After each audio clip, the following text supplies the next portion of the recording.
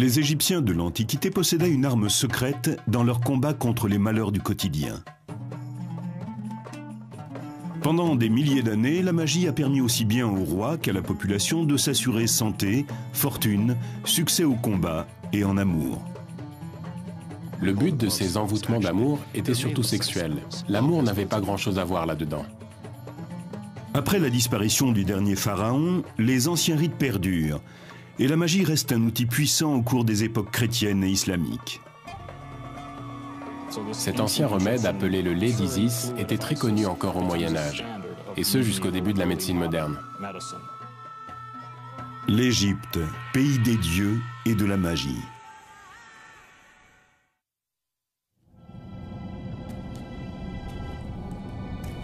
À notre époque, le terme magie évoque des rituels interdits, des rites maléfiques accomplis par des sorciers diaboliques, à des fins peu recommandables. Mais dans l'Égypte ancienne, la réalité était tout autre. Du pharaon aux paysans, tous considèrent la magie comme un outil puissant contre la malchance. La magie est surtout une religion pratique, très terre à terre. Elle colle à la vie quotidienne. Les gens s'en servent pour obtenir ce dont ils ont besoin, pour réaliser leurs souhaits, leurs espoirs, et pour lutter contre leurs peurs. On trouve des formules magiques pour accroître les récoltes, et d'autres qui s'appliquent en complément de la médecine traditionnelle. Mais aussi de nombreuses incantations à proférer contre des personnes ou contre des familles entières. Et à partir du règne de Ramsès, apparaissent les envoûtements d'amour. Du point de vue des Égyptiens, la magie est aussi ancienne que le cosmos. Ils la considèrent comme l'étincelle qui a permis la création. Selon les plus célèbres mythes égyptiens, le dieu Ré-Atoum a créé le monde en nommant chaque chose. C'est son premier fils, Eka, qui insuffle l'énergie vitale dans ses mots et qui donne vie au cosmos et à toutes les divinités.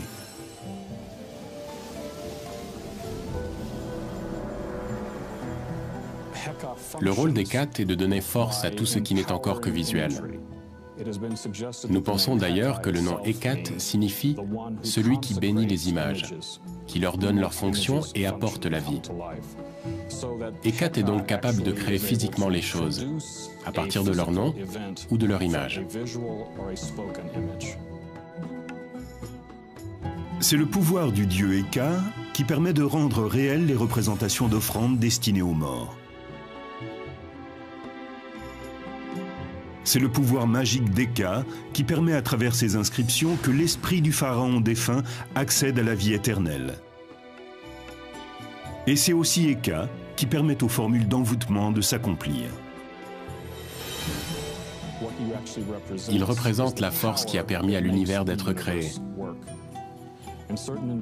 En s'appropriant rituels et formules magiques, en se familiarisant avec les anciennes croyances, certains accèdent en toute légitimité au pouvoir d'Hécate et en font usage.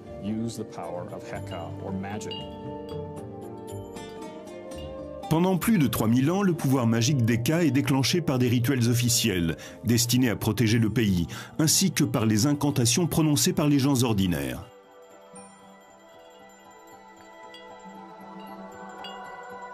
Les rites magiques se divisent en 3 éléments.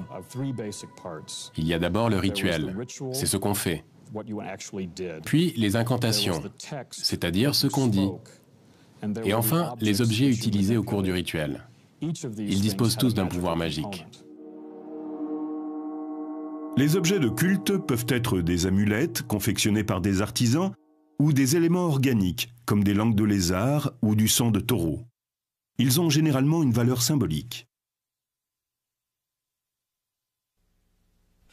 Ce bracelet est composé de représentations de coquillages appelées choris. On s'en servait dans les rites de fertilité car leur forme rappelle le sexe féminin. On trouve des formules magiques datant de la période gréco-romaine de l'Égypte, qui se situe entre -300 avant Jésus-Christ et l'an 400 de notre ère. Elles concernent divers problèmes comme la santé, le commerce, l'amour. Pour que le charme fonctionne, il faut rassembler plusieurs éléments comme les yeux d'un singe, un clou provenant d'une épave de bateau ou des larmes d'âne. Les formules magiques reflètent souvent l'époque à laquelle elles ont été écrites. Un ingrédient apparaissait souvent dans les enchantements. C'était du sang de gladiateur. Si vous en recueillez et que vous en mettez un petit peu dans votre boisson, elle vous donne pouvoir, force et colère. Dans les formules magiques, en plus de l'explication du pouvoir qu'elles renferment, de la liste des ingrédients et des amulettes à utiliser, on trouve assez fréquemment un texte narratif appelé historiola. Il s'agit la plupart du temps d'histoires retraçant la vie des dieux. C'est le récit d'événements mythiques. Il est répété plusieurs fois, mais ce n'est pas pour s'assurer que les gens comprennent bien l'histoire. Il met en scène des grandes forces, et en les répétant à plusieurs reprises, on libère ce pouvoir. On lui permet de sortir des lignes du récit. On a alors une chance d'être investi de la puissance des événements relatés. Un rituel magique peut consister tout simplement à disposer quelques statues votives, des offrandes de nourriture, des morceaux de plantes ou d'autres objets sur un petit autel et à réciter des incantations magiques. S'il s'agit d'un sortilège, les objets utilisés pendant le rituel destinés à contrôler ou à nuire à quelqu'un sont souvent ligotés, écrasés, brûlés ou même fondus. Lorsqu'un sort vient d'être jeté, la formule magique est souvent enterrée dans un cimetière abandonné. Pour que la colère des défunts, que plus personne ne vient honorer, ne se retourne contre la victime du sortilège, ils choisissaient d'anciennes tombes, sur lesquelles on ne déposait plus d'offrandes depuis longtemps. Les endroits les plus indiqués pour enterrer ces formules étaient donc les cimetières abandonnés. Il existe des formules magiques pour tous les cas de figure. Certaines permettent d'améliorer la mémoire, de gagner au dé, de convaincre un client, de provoquer un accident de char et même de donner à un rival l'apparence d'un âne. La plupart des formules magiques se présentaient comme des formulaires avec un espace vierge pour inscrire votre nom. Vous achetiez un sort et vous y écriviez le nom de votre mère, car c'était la clé qui permettait de remonter dans votre généalogie. Parmi les formules d'envoûtement qui ont survécu à travers les siècles, nous avons trouvé celle-ci qui date de l'époque de la domination romaine. Elle est destinée à un pêcheur du nom de Sévérus. Au début de ce texte sont relatées toutes les grandes histoires de pêcheurs. C'est l'historiola. On y raconte des événements qui sont devenus des mythes. À la fin, on peut lire « Et puisque la pêche a été si bonne pour tous les autres, qu'il en soit de même pour Sévérus, fils de Johanna. » Mais le vœu de Sévérus ne s'arrête pas là. Il veut également être doté d'une voix enchanteresse et être célébré pour son talent de chanteur.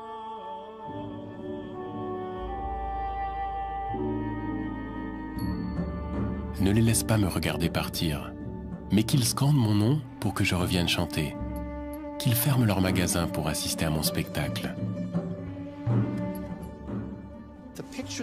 L'image que nous nous faisons de Sévérus est celle d'un pêcheur frustré, las de lancer ses filets, qui désire devenir une vedette de la chanson et qui demande aux dieux et aux déesses d'intercéder en sa faveur, car sa voix n'est sans doute pas terrible. Nous ne saurons sans doute jamais si l'envoûtement a fonctionné, mais la foi dont cet homme fait preuve a été célébrée par les Égyptiens pendant 3000 ans. Les Égyptiens ont recours à la magie en n'importe quelle circonstance. Les formules utilisées sont littéralement calquées sur les premiers sorts jetés dans l'Égypte antique avec l'accord des pharaons. Ces sortilèges étaient destinés à écraser les ennemis étrangers.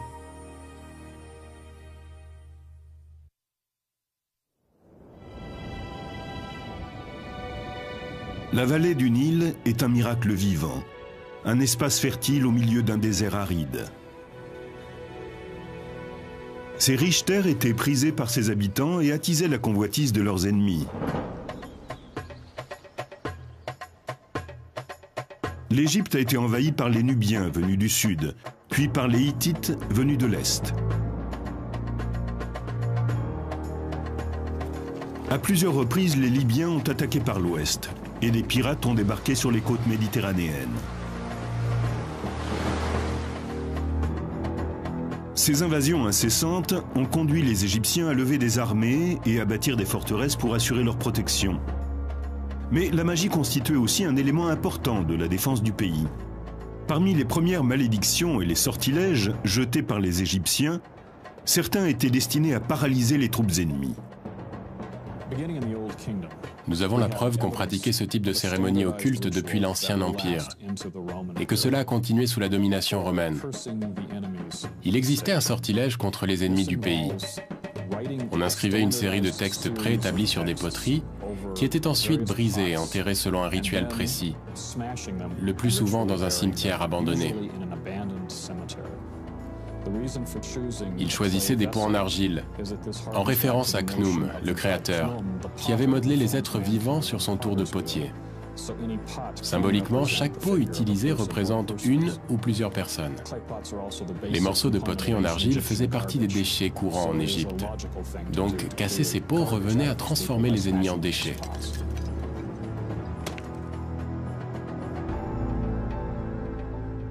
Les vestiges de ce rituel ont été découverts à Mirghissa, une ville située en territoire nubien tout près d'une forteresse égyptienne construite vers 1700 avant Jésus-Christ. Ce territoire appartient aujourd'hui au Soudan. Au cours des fouilles, on a découvert des morceaux de poterie en argile rouge. On peut y lire les formules d'une malédiction jetée aux Nubiens. Ils avaient été enterrés à côté de tombes abandonnées.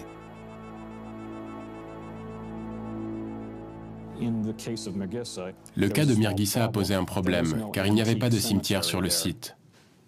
Il a donc fallu en faire un. Nous avons découvert le corps d'un Nubien jeté sur le côté.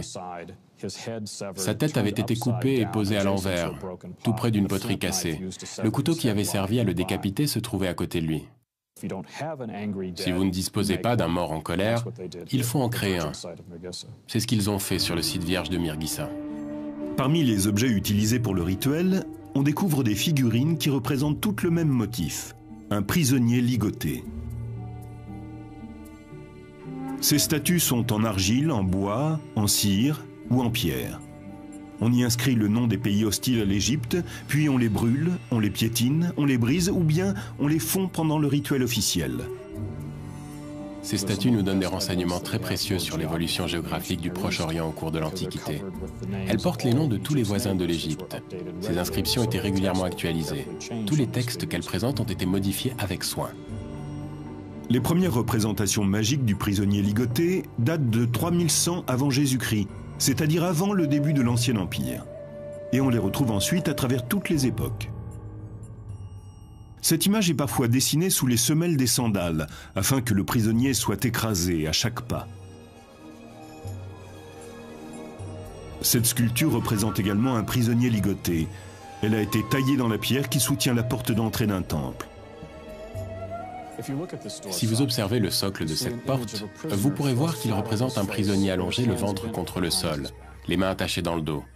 Un trou a été creusé au milieu de son dos pour placer l'axe sur lequel la porte pivote. Ainsi, à chaque fois que quelqu'un entre dans le temple, l'axe vient broyer sa colonne vertébrale. Le simple fait d'ouvrir cette porte chaque matin reproduisait la défaite des ennemis de l'Égypte. La magie est la clé de voûte de la religion égyptienne. Seuls les prêtres et les personnes de sang royal la pratiquent. Mais il arrive qu'elle soit utilisée à mauvais escient. C'est ce qui se produit aux alentours de 1160 avant Jésus-Christ, sous le règne du pharaon Ramsès III. Sous le règne de Ramsès III, l'Empire est dans une situation politiquement instable. C'est au sein de sa famille que s'organise un vaste complot. En effet, sa deuxième épouse espère mettre son fils nommé Pentahour sur le trône. Plusieurs prêtres, qui font partie de la conspiration contre Ramsès, connaissent les rituels magiques. Certains récits historiques racontent qu'ils auraient inscrit des sortilèges sur des feuilles de cire. Ils leur auraient ensuite donné une forme grossière pour s'en servir pendant le rituel. Comme dans bon nombre de rituels de malédiction, ces objets étaient détruits afin de nuire à l'ennemi. Mais ici, la personne visée n'est autre que Ramsès III, le pharaon en personne. Les conspirateurs sont arrêtés et jugés. On ne les accuse pas de sorcellerie, on leur reproche d'avoir fait usage de la magie pour porter préjudice à l'intégrité physique du roi. Ils avaient le droit d'utiliser les objets nécessaires à leur cérémonie, car ils sont tous répertoriés dans la bibliothèque royale. Ce sont les outils classiques que l'on retrouve dans tous les rites officiels. Mais dans le cas présent, ils ne les utilisent pas contre un ennemi, mais contre le roi. La pratique de la magie n'est pas illégale. En revanche, la trahison est un acte criminel.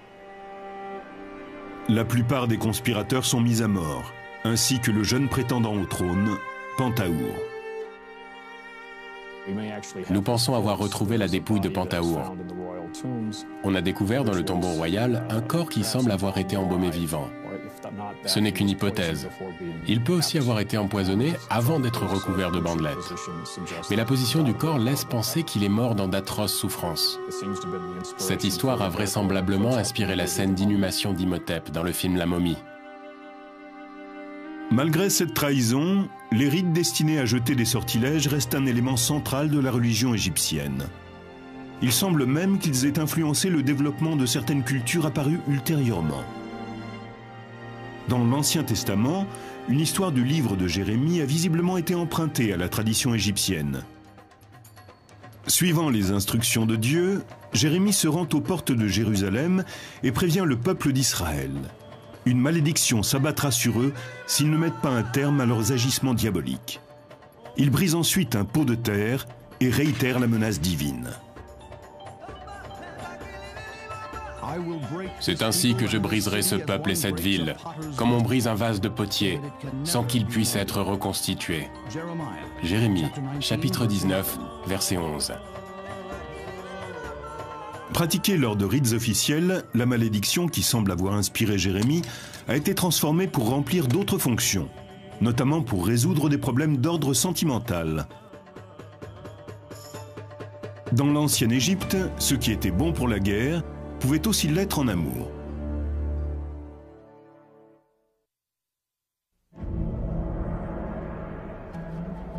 Le temple est le lieu où les forces magiques peuvent être libérées. C'est là que se déroulent les sortilèges officiels, là que l'on compose de nouvelles formules magiques et que l'on archive, copie et étudie les formules déjà existantes. Les prêtres sont les gardiens de ces puissantes traditions. Ils rédigent les textes magiques et les mettent en pratique. Pourtant, la magie n'est pas circonscrite à l'enceinte du temple.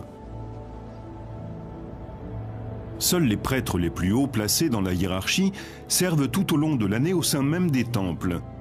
Les autres n'y séjournent que quelques mois et sont ensuite remplacés par un autre groupe de prêtres. 5 groupes peuvent ainsi se succéder sur une année. Le reste du temps, ils étaient libres de faire ce qu'ils voulaient. Ils pouvaient être fermiers, fonctionnaires, ou bien proposer leur talent dans le domaine de la magie. Ils étaient prêtres à temps partiel. Ils pouvaient assister aux différents rituels, y prendre part et même rédiger les formules qui devaient y être lues. Et en marge de cela, ils pratiquaient la magie au sein du peuple. Dans les villages, les prêtres transforment les malédictions destinées aux ennemis de l'Égypte et les utilisent pour prévenir les désagréments du quotidien, comme les problèmes de santé, d'argent et les amours malheureuses. Comme dans les rites officiels, ces formules comportent une historiola qui retrace des événements mythiques. Isis, la déesse mère, et son époux, Osiris, le dieu des morts, sont souvent invoqués dans les incantations amoureuses. Les sortilèges destinés à la population permettent généralement de contraindre quelqu'un à faire quelque chose. Ici, il ne s'agit plus de combat guerrier, mais de conquête amoureuse. Au Louvre, on peut voir une statuette d'argile représentant une femme accroupie, les bras attachés dans le dos. Cette position rappelle clairement l'image des prisonniers ligotés. Elle était utilisée lors du rituel de l'envoûtement amoureux. Mais ce terme est-il bien approprié ? Le but de ces envoûtements d'amour était surtout sexuel. L'amour n'avait pas grand-chose à voir là-dedans. La figurine du Louvre date du IIIe ou IVe siècle avant Jésus-Christ, de l'époque de la domination romaine. Elle a été trouvée dans un pot en terre, accompagnée d'un texte magique écrit sur une fine feuille de plomb. La formule contient des informations spécifiques pour le rituel. 13 épingles en cuivre doivent être enfoncées méthodiquement dans la figurine. À chaque fois que l'une d'elles est en place, on récite la même incantation. En introduisant cette épingle en cet endroit, tu ne penseras plus qu'à moi. Cela avait pour effet d'obliger une femme à n'avoir de rapport sexuel qu'avec vous. Il faut préciser que même le mari de cette femme était alors exclu. Il n'y avait plus que vous qui comptiez. Le but de ce rituel n'était pas d'amener cette femme à tomber amoureuse de vous, mais de la contraindre à vous aimer. Ce rite utilise la symbolique du prisonnier ligoté, sans défense et que l'on écrase. C'est une application très classique des anciennes formules de domination égyptienne. Il arrivait que dans un village, les gens sachent qu'un homme, voulant séduire une femme, lui avait jeté un sort. La femme savait qu'elle ne pouvait pas lutter. Si elle pouvait résister à un homme, c'était impossible face aux dieux et aux déesses. Elle savait qu'elle n'avait pas d'autre choix que de céder. Au cours de la domination gréco-romaine, les formules des envoûtements amoureux sont souvent placées dans des cimetières abandonnés, parfois même à l'intérieur d'une dépouille. Cela rappelle un procédé antique de malédiction. On jette une figurine représentant celui que l'on poursuit dans un cimetière abandonné, là où les morts en veulent aux vivants de les avoir oubliés. En payant grassement quelqu'un ou bien en s'adressant à un prêtre, le texte pouvait être placé dans les catacombes, dans la bouche d'un cadavre. Cet envoûtement a été demandé par un homme qui souhaite manipuler les sentiments d'une femme mariée, du nom de Karossa. La formule est directement adressée à la dépouille dans laquelle on l'a placée. Réveille-toi et viens à mon aide.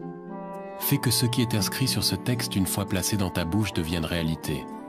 Empêche Karossa de penser à son mari, à son enfant, à sa soif, à sa faim. Et mène-la vers moi, brûlante de passion, d'amour, et pleine du désir de m'offrir son corps. Vite, très vite.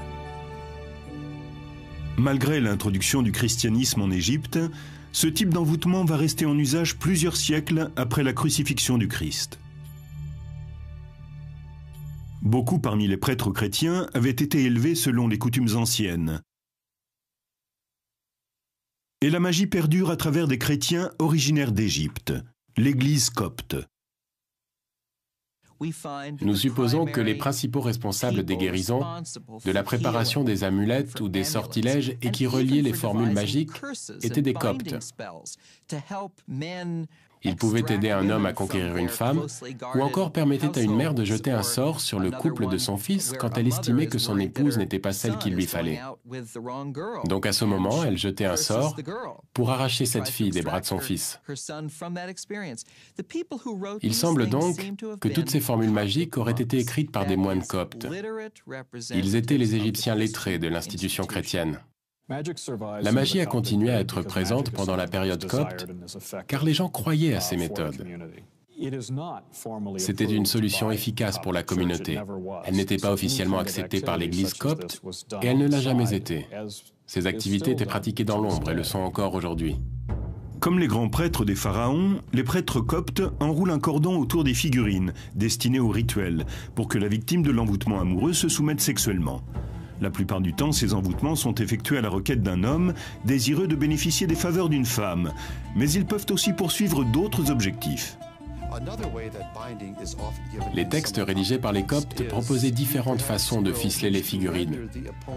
Si vous vouliez que votre adversaire devienne impuissant, alors vous passiez la ficelle autour de l'organe sexuel.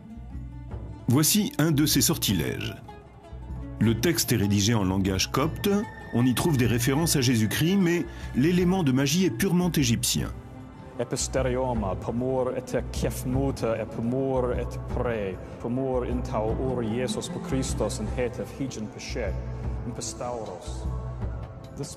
On invoque dans le sortilège l'union du ciel, de la terre, des oiseaux et de la lune, comme Jésus-Christ l'a demandé sur la croix, afin de s'assurer, comme il est dit dans le texte, que le membre viril d'eux, ici on inscrivait le nom de son ennemi, tout comme son désir, s'assèche comme un morceau de bois sec, qu'il devienne comme un chiffon sur un tas de crottins, qu'il ne durcisse plus, qu'il n'ait plus d'érection, qu'il n'éjacule plus, qu'il n'ait plus de relations sexuelles avec, et là vous mettiez le nom de la femme que vous convoitiez.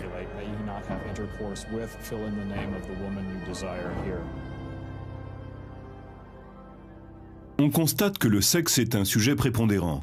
On le retrouve dans toutes les formules magiques, qu'elles aient été rédigées à l'époque des pharaons, au moment de l'invasion romaine, ou pendant la période copte de l'Égypte.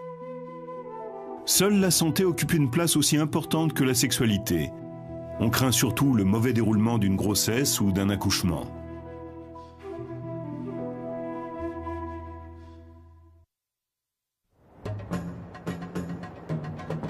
Selon les textes égyptiens anciens, les dieux ont offert la magie aux humains pour leur permettre de faire face aux pièges que le destin leur réserve. La perte d'un être cher est probablement l'une des pires choses qui puissent arriver. Les causes de décès sont nombreuses, qu'il s'agisse d'un accident, d'une maladie ou encore d'une grossesse ou d'un accouchement qui se déroule mal. La mortalité infantile était telle qu'il valait mieux prendre toutes ces précautions, y compris recourir à la magie pour protéger la mère et son enfant pendant et après la grossesse. Nous avons découvert tout un éventail de formules magiques. Cette liste porte le nom de formules magiques pour la mère et son enfant. Une personne appelée le magicien de la crèche était chargée de les élaborer. Parmi les outils du magicien, il y a les baguettes magiques, comme celle-ci. Elles sont taillées dans des défenses d'hippopotame afin d'être liées à Taouret, la déesse protectrice de l'accouchement. On garde ces baguettes auprès de soi pour indiquer que la mère et son enfant bénéficient d'une protection magique.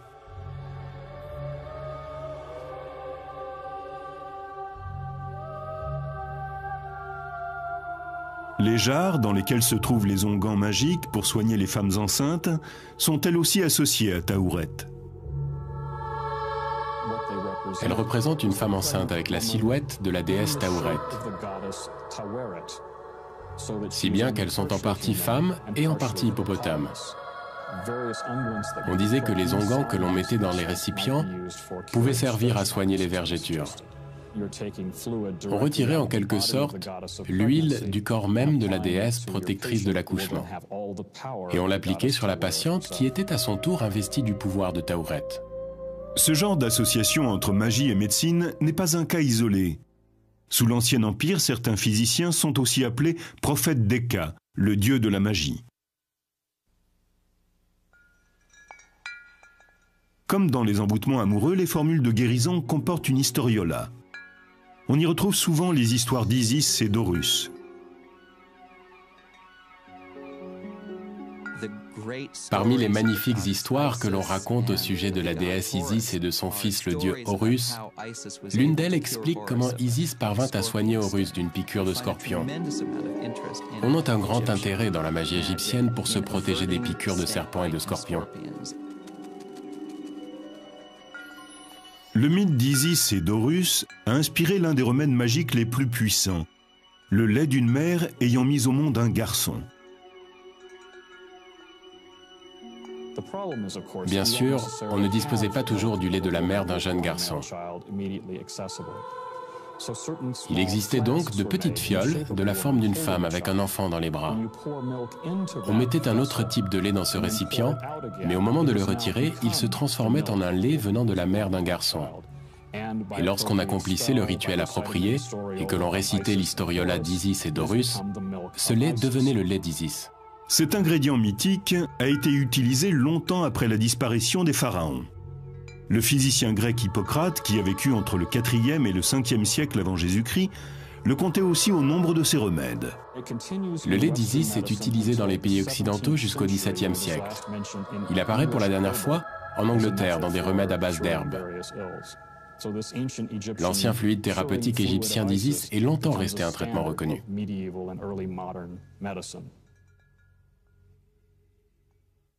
Dans l'Antiquité, Horus est l'objet de bien d'autres historiolas. Le combat mythique qu'il a mené contre Seth, le dieu du chaos, revient très souvent dans les formules de guérison.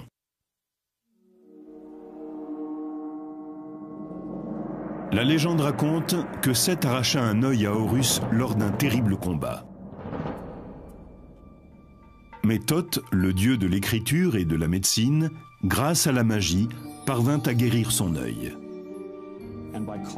En récitant cette partie du mythe qui traite de la guérison d'Horus datant de l'époque des dieux, on va agir sur la guérison du patient. Selon les anciens textes, Thoth a craché sur l'œil blessé d'Horus, ce qui a suffi à le guérir. Cette technique consistant à cracher sur une plaie est devenue une caractéristique de la magie égyptienne. L'œil intact d'Horus porte le nom d'œil Udjat. Il est devenu le symbole le plus répandu sur les amulettes d'Égypte. Aujourd'hui, l'œil Udjat fait partie de notre quotidien.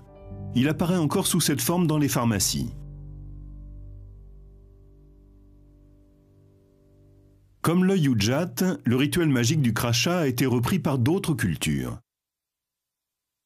On retrouve cette méthode du crachat dans le Nouveau Testament.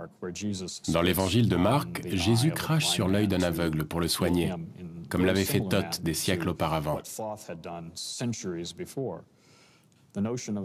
Cette pratique magique est tellement répandue au Proche-Orient que l'on ne sait pas si Jésus s'est inspiré de la culture égyptienne ou si cette pratique vient bien de Palestine.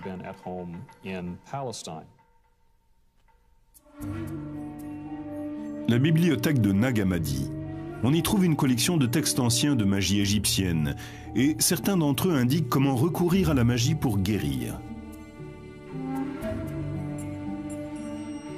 Le livre secret de Jean contient une liste de 365 anges aux noms étranges, chacun d'eux associé à une partie du corps humain. L'œil gauche, l'oreille droite, la colonne vertébrale. Imaginez que vous ayez une douleur à l'épaule ou au genou. Il suffit de connaître le nom de la divinité chargée de cette partie du corps et de lui demander de la soigner. C'est encore bien plus simple si vous avez une pierre précieuse. Par exemple, une gemme magique rouge. Le rouge est assimilé au rein. Vous posez la pierre sur la partie malade de votre corps, on invoque les forces occultes et vous êtes guéri par la magie.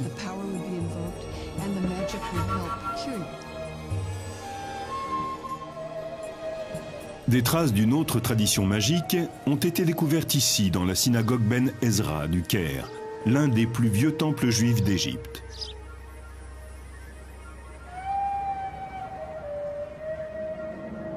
La loi juive impose d'enterrer les livres sacrés devenus obsolètes, selon un rituel particulier, ou bien de les conserver dans un dépôt appelé un Géniza.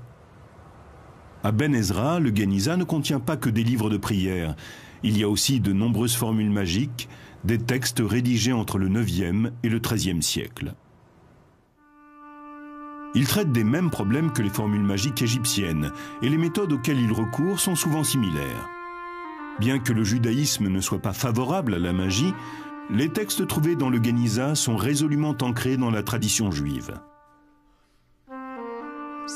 On a pu noter des références aux versets de la Bible. Certains sont même carrément utilisés tels quels.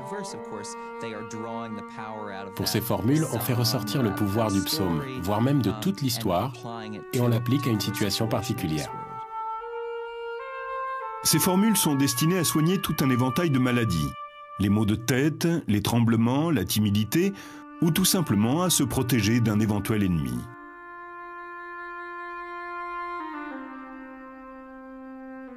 Les textes magiques du Géniza ont un point commun avec les textes coptes et ceux rédigés à l'époque des pharaons. Ils montrent tous la même révérence face à la puissance magique des mots. Plus tard, on retrouve le même respect dans l'une des nombreuses traditions magiques que l'Égypte ait connues, celle de l'islam populaire.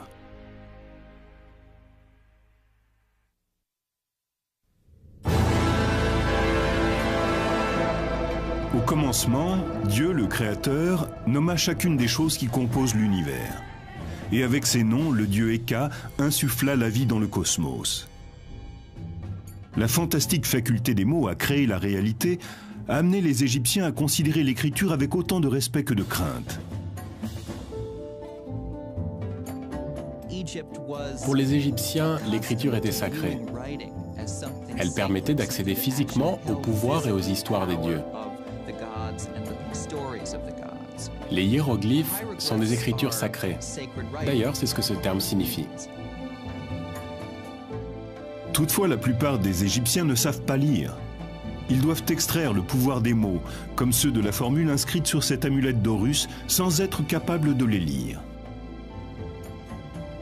Puisqu'ils ne pouvaient pas les lire, ils versaient de l'eau sur la surface de la stèle ou bien ils la plongeaient dans un récipient rempli d'eau. Le liquide se chargeait du pouvoir magique de la formule et ils n'avaient plus qu'à le boire. Cette ancienne coutume égyptienne, consistant à boire le texte des formules magiques, réapparaît à l'époque biblique. Le livre des Nombres de l'Ancien Testament décrit un procédé magique qui permet de tester la vertu d'une femme accusée d'adultère. D'abord, un prêtre verse dans un bol d'eau une pincée de terre recueillie dans le temple de Salomon.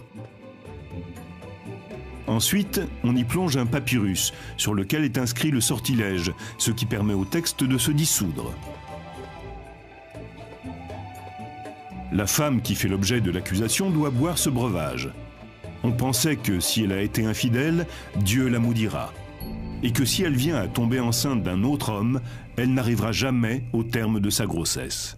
Cette méthode nous ramène aux anciennes traditions égyptiennes. Une formule était inscrite sur un papyrus ou sur de l'argile, puis on la faisait dissoudre dans l'eau avant de la boire pour acquérir sa puissance, bénéfique ou destructrice. La magie juive attribuait elle aussi beaucoup de valeur à la puissance de l'écriture même. Et ceci a existé depuis des temps très anciens. L'hébreu ne se limite pas à la simple formulation de mots. Il est composé de lettres que les anges ont apportées sur terre, ou plutôt que Moïse a apportées et qui ont été tracées par la main de Dieu. Ces lettres sont sacrées, tout comme les hiéroglyphes. Les formules magiques de la période gréco-romaine trouvent leurs racines aussi bien dans la tradition pharaonique que juive. Les prêtres qui les rédigent cherchent sans cesse de nouveaux noms, de nouveaux mots, de nouveaux sons. Plus ils sont étranges, mieux c'est. Nous avons trouvé de nombreux exemples de ce langage magique en introduction de textes qui commencent comme une prière. Ça ressemble à cela. Yahoo, Sabeyov, Adonai, ce sont des sonorités qui sont typiques de l'hébreu. Et il devait y avoir des noms d'anges comme Michael, Gabriel, Raphaël. Il y avait même des palindromes, ces mots que l'on peut lire dans un sens comme dans l'autre. Il confère un grand pouvoir aux incantations. Abla Nafanalba, Sesumgen Barfarenges, Shemesheilam. Ce sont des mots étranges et très exotiques. Laielops. On retrouve toutes sortes de mots magiques. L'Église copte semble elle aussi reconnaître aux mots et aux lettres un grand pouvoir magique.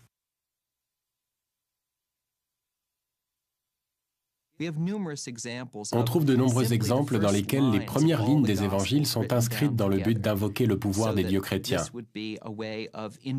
Certains de ces textes sont utilisés comme une forme de pouvoir.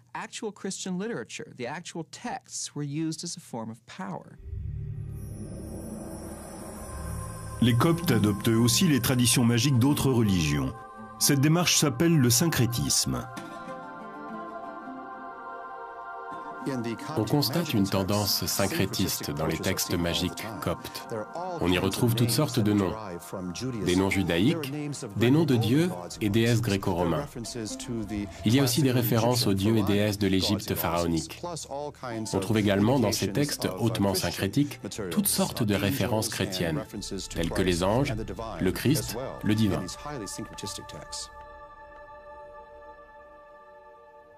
Il existe un exemple parfait de texte syncrétiste parmi les ouvrages mystiques de la bibliothèque de Nag Hammadi.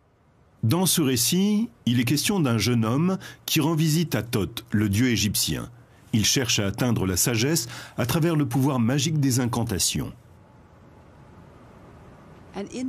Dans ce texte, le jeune homme devait répéter. Ces sons étaient des invocations. Peut-être les disait-il à haute voix, ou répétait-il ces sonorités une vingtaine de minutes, afin d'entrer dans un état de transe.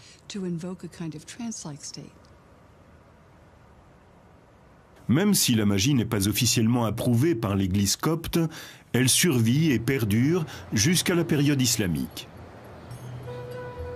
Cette vision très ancienne, qui consiste à accorder à des textes un pouvoir magique, semble avoir été partagée par les musulmans d'Égypte. On en trouve des preuves dans des endroits très inattendus. Dans ce bâtiment se trouve un nilomètre qui permet de mesurer la profondeur du Nil. Construit en l'an 861 de notre ère, il a permis pendant plus d'un millénaire de prévoir les inondations, les famines ou l'abondance de nourriture. Les parties essentielles du nilomètre sont recouvertes de versets du Coran. Il est ici question de l'eau, de la végétation et de la prospérité. Certains experts pensent que ces versets sont là dans un but magique, comme sur les amulettes pharaoniques, mais à plus grande échelle. La magie trouve également place en Égypte dans la pratique quotidienne de l'islam.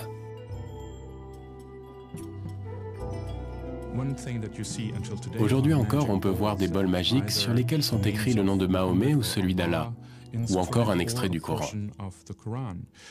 On y verse de l'eau, et en la buvant, on est investi d'une force positive. L'utilisation des bols magiques n'est que l'un des nombreux rituels musulmans qui reprennent les traditions de l'Antiquité égyptienne, liées au pouvoir de l'écriture.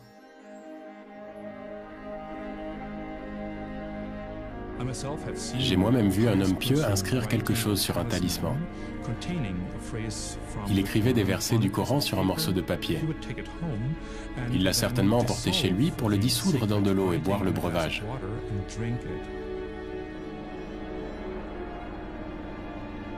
Il y a 5000 ans, les anciens Égyptiens ont eu recours à la magie pour éviter les pièges que le destin leur réservait.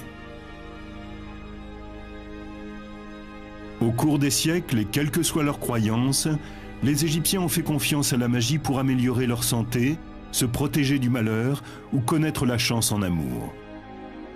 Tous ceux qui ont vécu sur cette terre ont ce lien entre eux, le désir de déjouer les pièges du destin en recourant à une puissance supérieure que l'on appelle magie ou parfois religion.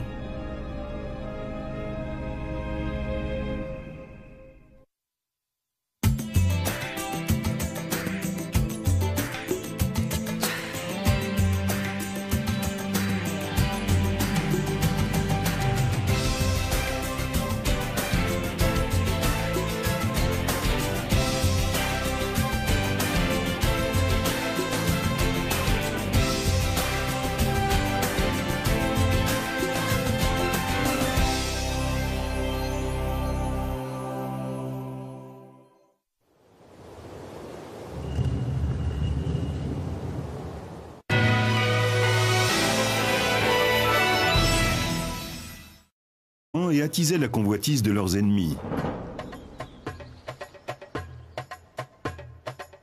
L'Égypte a été envahie par les Nubiens venus du sud, puis par les Hittites venus de l'est. À plusieurs reprises, les Libyens ont attaqué par l'ouest et des pirates ont débarqué sur les côtes méditerranéennes. Ces invasions incessantes ont conduit les Égyptiens à lever des armées et à bâtir des forteresses pour assurer leur protection. Mais la magie constituait aussi un élément important de la défense du pays. Parmi les premières malédictions et les sortilèges jetés par les Égyptiens, certains étaient destinés à paralyser les troupes ennemies. Nous avons la preuve qu'on pratiquait ce type de cérémonie occulte depuis l'Ancien Empire et que cela a continué sous la domination romaine. Il existait un sortilège contre les ennemis du pays. On inscrivait une série de textes préétablis sur des poteries qui étaient ensuite brisés et enterrés selon un rituel précis, le plus souvent dans un cimetière abandonné. Il choisissait des pots en argile, en référence à Khnum, le créateur, qui avait modelé les êtres vivants sur son tour de potier. Symboliquement, chaque pot utilisé représente une ou plusieurs personnes. Les morceaux de poterie en argile faisaient partie des déchets courants en Égypte. Donc, casser ces pots revenait à transformer les ennemis en déchets.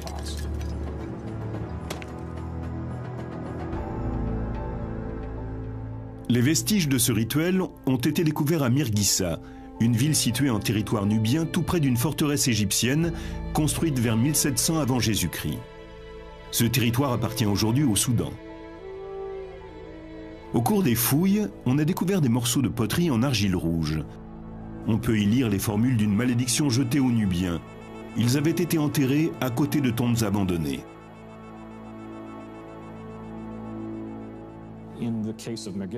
Le cas de Mirgissa a posé un problème, car il n'y avait pas de cimetière sur le site.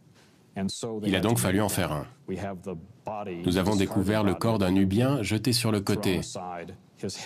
Sa tête avait été coupée et posée à l'envers, tout près d'une poterie cassée. Le couteau qui avait servi à le décapiter se trouvait à côté de lui. Si vous ne disposez pas d'un mort en colère, il faut en créer un. C'est ce qu'ils ont fait sur le site vierge de Mirgissa. Parmi les objets utilisés pour le rituel, on découvre des figurines qui représentent toutes le même motif, un prisonnier ligoté. Ces statues sont en argile, en bois, en cire ou en pierre. On y inscrit le nom des pays hostiles à l'Égypte, puis on les brûle, on les piétine, on les brise ou bien on les fond pendant le rituel officiel. Les Libyens ont attaqué par l'ouest et des pirates ont débarqué sur les côtes méditerranéennes. Ces invasions incessantes ont conduit les Égyptiens à lever des armées et à bâtir des forteresses pour assurer leur protection. Mais la magie constituait aussi un élément important de la défense du pays. Parmi les premières malédictions et les sortilèges jetés par les Égyptiens, certains étaient destinés à paralyser les troupes ennemies. Nous avons la preuve qu'on pratiquait ce type de cérémonie occulte depuis l'Ancien Empire, et que cela a continué sous la domination romaine. Il existait un sortilège contre les ennemis du pays. On inscrivait une série de textes préétablis sur des poteries, qui étaient ensuite brisés et enterrés selon un rituel précis, le plus souvent dans un cimetière abandonné. Il choisissait des pots en argile, en référence à Khnum, le créateur, qui avait modelé les êtres vivants sur son tour de potier. Symboliquement, chaque pot utilisé représente une ou plusieurs personnes. Les morceaux de poterie en argile faisaient partie des déchets courants en Égypte. Donc, casser ces pots revenait à transformer les ennemis en déchets.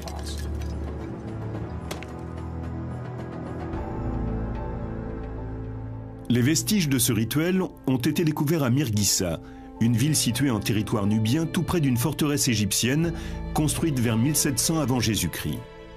Ce territoire appartient aujourd'hui au Soudan. Au cours des fouilles, on a découvert des morceaux de poterie en argile rouge. On peut y lire les formules d'une malédiction jetée aux Nubiens. Ils avaient été enterrés à côté de tombes abandonnées.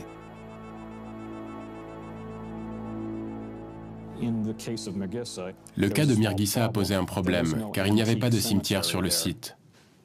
Il a donc fallu en faire un. Nous avons découvert le corps d'un Nubien jeté sur le côté. Sa tête avait été coupée et posée à l'envers, tout près d'une poterie cassée. Le couteau qui avait servi à le décapiter se trouvait à côté de lui. Si vous ne disposez pas d'un mort en colère, il faut en créer un. C'est ce qu'ils ont fait sur le site vierge de Mirgissa.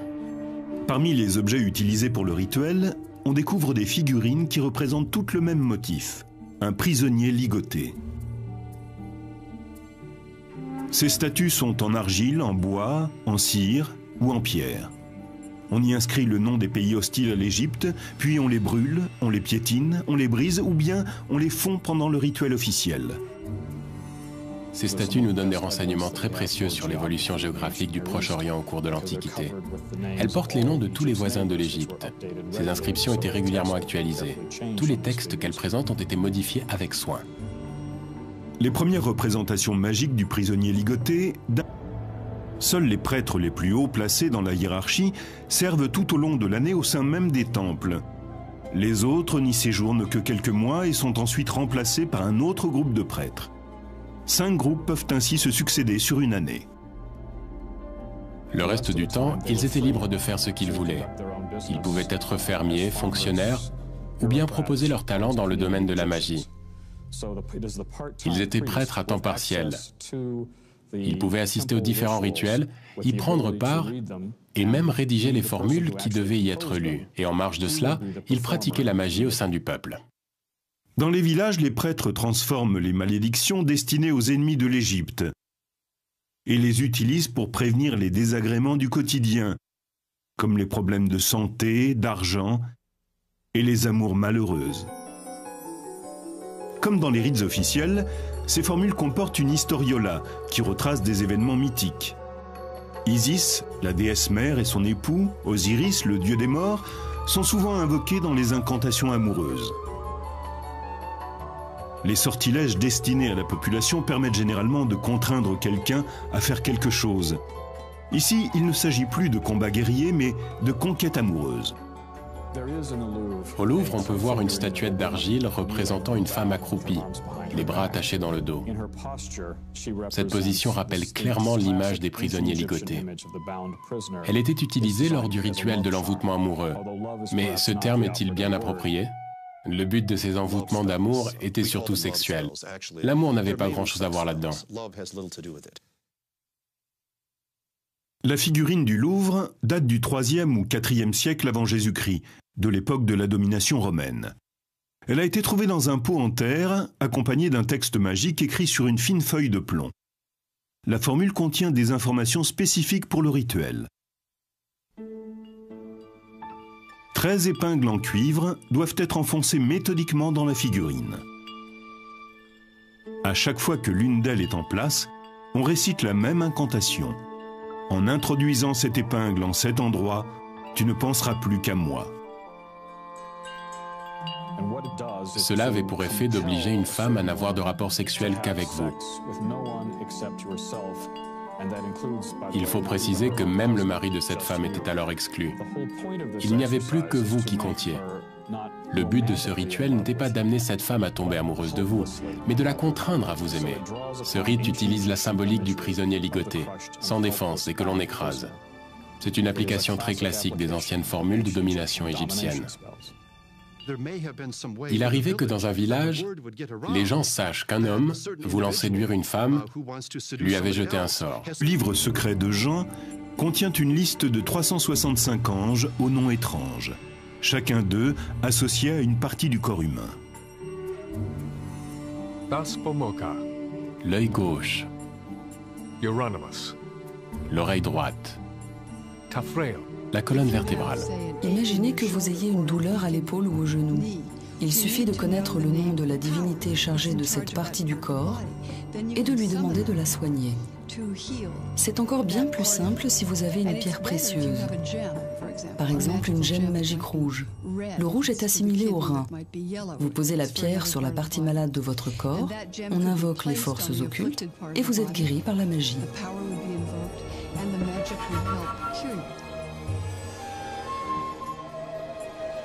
Des traces d'une autre tradition magique ont été découvertes ici, dans la synagogue Ben Ezra du Caire, l'un des plus vieux temples juifs d'Égypte.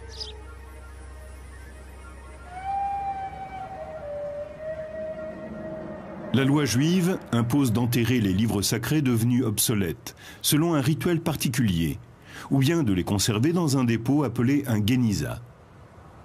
À Ben Ezra, le Génisa ne contient pas que des livres de prière. Il y a aussi de nombreuses formules magiques, des textes rédigés entre le 9e et le 13e siècle. Il traite des mêmes problèmes que les formules magiques égyptiennes, et les méthodes auxquelles il recourt sont souvent similaires. Bien que le judaïsme ne soit pas favorable à la magie, les textes trouvés dans le Génisa sont résolument ancrés dans la tradition juive. On a pu noter des références aux versets de la Bible. Certains sont même carrément utilisés tels quels. Pour ces formules, on fait ressortir le pouvoir du psaume, voire même de toute l'histoire, et on l'applique à une situation particulière. Ces formules sont destinées à soigner tout un éventail de maladies. Les maux de tête, les tremblements, la timidité, ou tout simplement à se protéger d'un éventuel ennemi.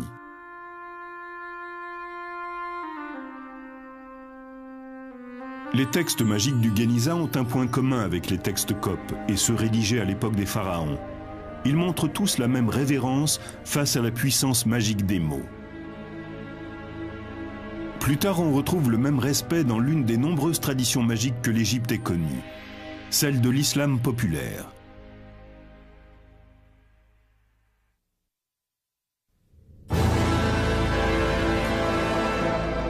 Au commencement, Dieu, le Créateur, nomma chacune des choses qui composent l'univers. et avec ses noms, le dieu Eka insuffla la vie dans le cosmos. La fantastique faculté des mots à créer la réalité a amené les Égyptiens à considérer l'écriture avec... Aujourd'hui, l'œil Udjat fait partie de notre quotidien. Il apparaît encore sous cette forme dans les pharmacies. Comme l'œil Udjat, le rituel magique du crachat a été repris par d'autres cultures.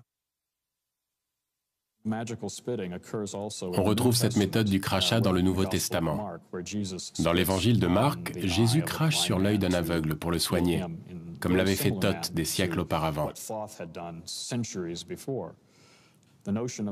Cette pratique magique est tellement répandue au Proche-Orient que l'on ne sait pas si Jésus s'est inspiré de la culture égyptienne ou si cette pratique vient bien de Palestine.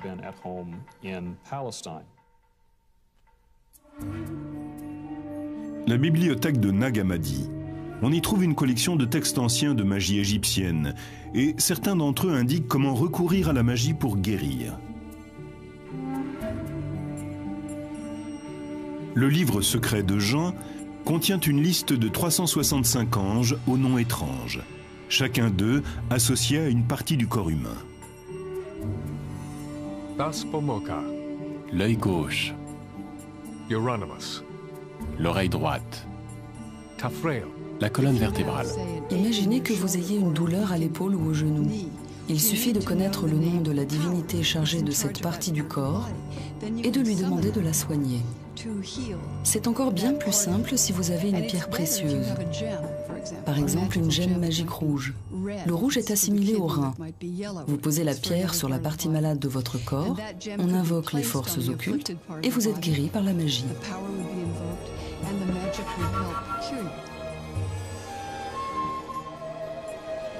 Des traces d'une autre tradition magique ont été découvertes ici, dans la synagogue Ben Ezra du Caire, l'un des plus vieux temples juifs d'Égypte.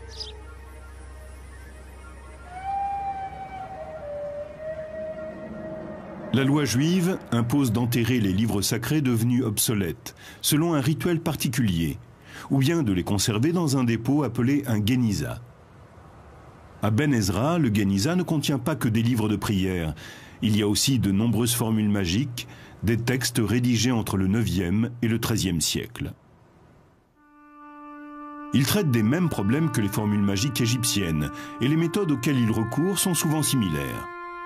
Bien que le judaïsme ne soit pas favorable à la magie, les textes trouvés dans le Geniza sont résolument ancrés dans la tradition juive.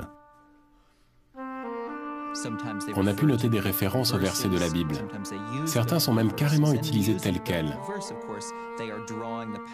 Pour ces formules, on fait ressortir le pouvoir du psaume, voire même de toute l'histoire, qui se divise en 3 éléments.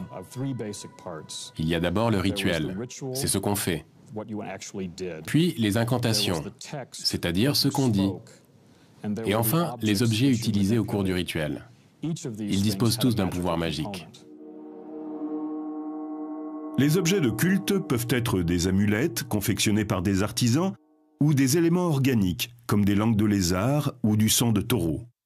Ils ont généralement une valeur symbolique. Ce bracelet est composé de représentations de coquillages appelés choris. On s'en servait dans les rites de fertilité car leur forme rappelle le sexe féminin. On trouve des formules magiques datant de la période gréco-romaine de l'Égypte, qui se situe entre -300 avant Jésus-Christ et l'an 400 de notre ère. Elles concernent divers problèmes comme la santé, le commerce, l'amour. Pour que le charme fonctionne, il faut rassembler plusieurs éléments comme les yeux d'un singe, un clou provenant d'une épave de bateau ou des larmes d'âne. Les formules magiques reflètent souvent l'époque à laquelle elles ont été écrites. Un ingrédient apparaissait souvent dans les enchantements. C'était du sang de gladiateur. Si vous en recueillez et que vous en mettez un petit peu dans votre boisson, elle vous donne pouvoir, force et colère. Dans les formules magiques, en plus de l'explication du pouvoir qu'elles renferment, de la liste des ingrédients et des amulettes à utiliser, on trouve assez fréquemment un texte narratif appelé Historiola. Il s'agit la plupart du temps d'histoires retraçant la vie des dieux. C'est le récit d'événements mythiques. Il est répété plusieurs fois, mais ce n'est pas pour s'assurer que les gens comprennent bien l'histoire. Il met en scène des grandes forces, et en les répétant à plusieurs reprises, on libère ce pouvoir. On lui permet de sortir des lignes du récit. On a alors une chance d'être investi de la puissance des événements relatés. Un rituel magique peut consister tout simplement à disposer quelques statues votives, des offrandes de nourriture, des morceaux de plantes ou d'autres objets sur un petit autel et à réciter des incantations magiques. S'il s'agit d'un sortilège, les objets utilisés pendant le rituel destinés à contrôler ou à nuire à quelqu'un sont souvent ligotés, écrasés, brûlés ou même fondus. Lorsqu'un sort vient d'être jeté, la formule magique est souvent enterrée dans un cimetière abandonné. Pour que la colère des défunts, que plus personne ne vient honorer, ne se retourne contre la victime du sortilège, ils choisissaient d'anciennes tombes, sur lesquelles on ne déposait plus d'offrandes depuis longtemps. Les endroits les plus indiqués pour enterrer ces... Comme dans bon nombre de rituels de malédiction, ces objets étaient détruits afin de nuire à l'ennemi. Mais ici, la personne visée n'est autre que Ramsès III, le pharaon en personne. Les conspirateurs sont arrêtés et jugés. On ne les accuse pas de sorcellerie, on leur reproche d'avoir fait usage de la magie pour porter préjudice à l'intégrité physique du roi. Ils avaient le droit d'utiliser les objets nécessaires à leur cérémonie, car ils sont tous répertoriés dans la bibliothèque royale. Ce sont les outils classiques que l'on retrouve dans tous les rites officiels. Mais dans le cas présent, ils ne les utilisent pas contre un ennemi, mais contre le roi. La pratique de la magie n'est pas illégale. En revanche, la trahison est un acte criminel. La plupart des conspirateurs sont mis à mort, ainsi que le jeune prétendant au trône, Pentahour. Nous pensons avoir retrouvé la dépouille de Pentahour. On a découvert dans le tombeau royal un corps qui semble avoir été embaumé vivant. Ce n'est qu'une hypothèse. Il peut aussi avoir été empoisonné avant d'être recouvert de bandelettes. Mais la position du corps laisse penser qu'il est mort dans d'atroces souffrances. Cette histoire a vraisemblablement inspiré la scène d'inhumation d'Imhotep dans le film La Momie. Malgré cette trahison, les rites destinés à jeter des sortilèges restent un élément central de la religion égyptienne. Il semble même qu'ils aient influencé le développement de certaines cultures apparues ultérieurement. Dans l'Ancien Testament, une histoire du livre de Jérémie a visiblement été empruntée à la tradition égyptienne. Suivant les instructions de Dieu, Jérémie se rend aux portes de Jérusalem et prévient le peuple d'Israël. Une malédiction s'abattra sur eux s'ils ne mettent pas un terme à leurs agissements diaboliques. Il brise ensuite un pot de terre et réitère la menace divine. C'est ainsi que je briserai ce peuple et cette ville, comme on brise un vase de potier, sans qu'il puisse être reconstitué. Jérémie, chapitre 19, verset 11. Pratiquée lors de rites officiels, la malédiction qui semble avoir inspiré Jérémie a été transformée pour remplir d'autres fonctions, notamment pour résoudre des problèmes d'ordre sentimental. Dans l'ancienne Égypte, ce qui était bon pour la guerre pouvait aussi l'être en amour.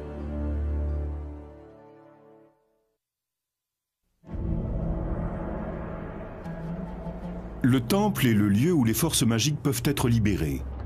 C'est là que se déroulent les sortilèges officiels, là que l'on compose de nouvelles formules magiques et que l'on archive, copie et étudie les formules déjà existantes. Égypte, l'Église copte.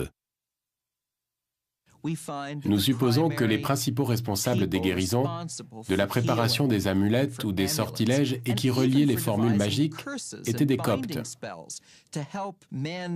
Ils pouvaient aider un homme à conquérir une femme, ou encore permettaient à une mère de jeter un sort sur le couple de son fils quand elle estimait que son épouse n'était pas celle qu'il lui fallait.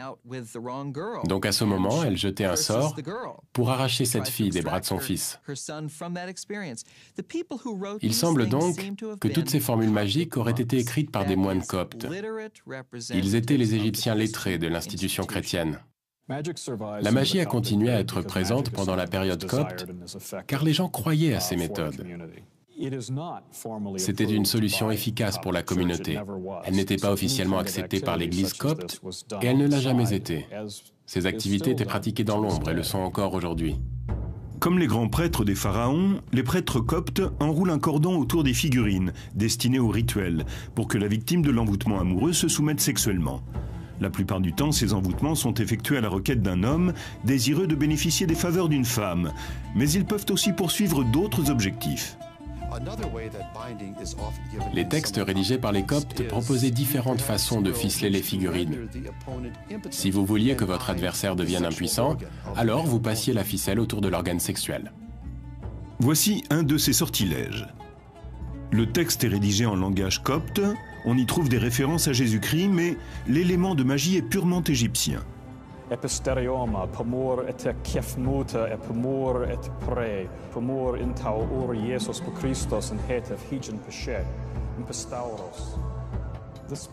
On invoque dans le sortilège l'union du ciel, de la terre, des oiseaux et de la lune, comme Jésus-Christ l'a demandé sur la croix, afin de s'assurer, comme il est dit dans le texte, que le membre viril d'eux, ici on inscrivait le nom de son ennemi, tout comme son désir, s'assèche comme un morceau de bois sec, qu'il devienne comme un chiffon sur un tas de crottins, qu'il ne durcisse plus, qu'il n'ait plus d'érection, qu'il n'éjacule plus, qu'il n'ait plus de relations sexuelles avec, et là vous mettiez le nom de la femme que vous convoitiez.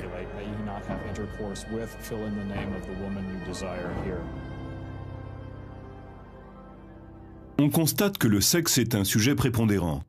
On le retrouve dans toutes les formules magiques, qu'elles aient été rédigées à l'époque des pharaons, au moment de l'invasion romaine, ou pendant la période copte de l'Égypte. Seule la santé occupe une place aussi importante que la sexualité. On craint surtout le mauvais déroulement d'une grossesse ou d'un accouchement.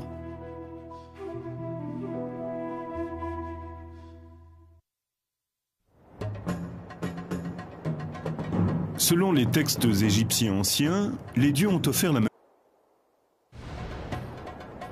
Les Égyptiens de l'Antiquité possédaient une arme secrète dans leur combat contre les malheurs du quotidien. Pendant des milliers d'années, la magie a permis aussi bien aux rois qu'à la population de s'assurer santé, fortune, succès au combat et en amour. Le but de ces envoûtements d'amour était surtout sexuel. L'amour n'avait pas grand-chose à voir là-dedans. Après la disparition du dernier pharaon, les anciens rites perdurent, et la magie reste un outil puissant au cours des époques chrétiennes et islamiques. Cet ancien remède, appelé le lait d'Isis, était très connu encore au Moyen-Âge, et ce jusqu'au début de la médecine moderne.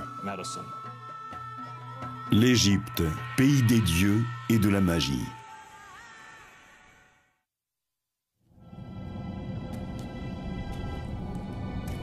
À notre époque, le terme magie évoque des rituels interdits, des rites maléfiques accomplis par des sorciers diaboliques, à des fins peu recommandables. Mais dans l'Égypte ancienne, la réalité était tout autre. Du pharaon aux paysans, tous considèrent la magie comme un outil puissant contre la malchance. La magie est surtout une religion pratique, très terre-à-terre. Elle colle à la vie quotidienne. Les gens s'en servent pour obtenir ce dont ils ont besoin, pour réaliser leurs souhaits, leurs espoirs, et pour lutter contre leurs peurs. On trouve des formules magiques pour accroître les récoltes, et d'autres qui s'appliquent en complément de la médecine traditionnelle. Mais aussi de nombreuses incantations à proférer contre des personnes ou contre des familles entières. Et à partir du règne de Ramsès, apparaissent les envoûtements d'amour. Du point de vue des Égyptiens, la magie est aussi ancienne que le cosmos. Ils la considèrent comme l'étincelle qui a permis la création. Selon les plus célèbres mythes égyptiens, le dieu Ré-Atoum a créé le monde en nommant chaque chose. C'est son premier fils, Eka, qui insuffle l'énergie vitale dans ses mots et qui donne vie au cosmos et à toutes les divinités.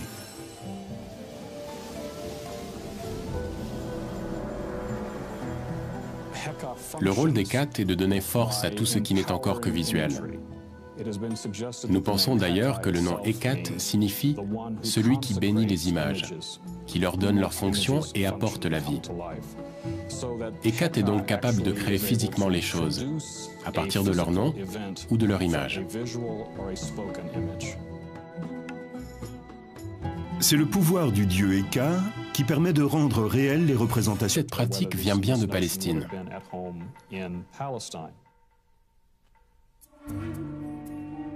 La bibliothèque de Nag Hammadi. On y trouve une collection de textes anciens de magie égyptienne, et certains d'entre eux indiquent comment recourir à la magie pour guérir. Le livre secret de Jean contient une liste de 365 anges aux noms étranges, chacun d'eux associé à une partie du corps humain. Daspomoka, L'œil gauche, Euronymous, l'oreille droite, Tafrael, la colonne vertébrale. Imaginez que vous ayez une douleur à l'épaule ou au genou. Il suffit de connaître le nom de la divinité chargée de cette partie du corps et de lui demander de la soigner. C'est encore bien plus simple si vous avez une pierre précieuse, par exemple une gemme magique rouge. Le rouge est assimilé au rein. Vous posez la pierre sur la partie malade de votre corps, on invoque les forces occultes et vous êtes guéri par la magie.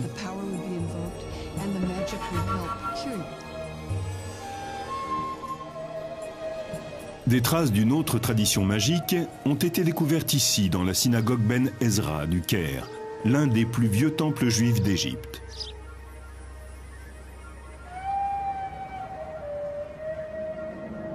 La loi juive impose d'enterrer les livres sacrés devenus obsolètes, selon un rituel particulier, ou bien de les conserver dans un dépôt appelé un Géniza. À Ben Ezra, le Géniza ne contient pas que des livres de prière. Il y a aussi de nombreuses formules magiques, des textes rédigés entre le 9e et le 13e siècle. Il traite des mêmes problèmes que les formules magiques égyptiennes, et les méthodes auxquelles il recourt sont souvent similaires. Bien que le judaïsme ne soit pas favorable à la magie, les textes trouvés dans le Géniza sont résolument ancrés dans la tradition juive. On a pu noter des références aux versets de la Bible. Certains sont même carrément utilisés tels quels. Pour ces formules, on fait ressortir le pouvoir du psaume, voire même de toute l'histoire, et on l'applique à une situation particulière. Ces formules sont destinées à soigner tout un éventail de maladies. Les maux de tête, les tremblements, la timidité, ou tout simplement à se protéger d'un éventuel ennemi.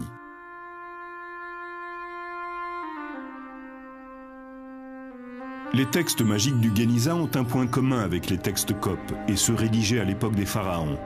Ils montrent tous la même révérence face à la puissance magique des mots. Plus tard, on retrouve le même respect dans l'une des nombreuses traditions magiques que l'Égypte ait connues, celle de l'islam populaire.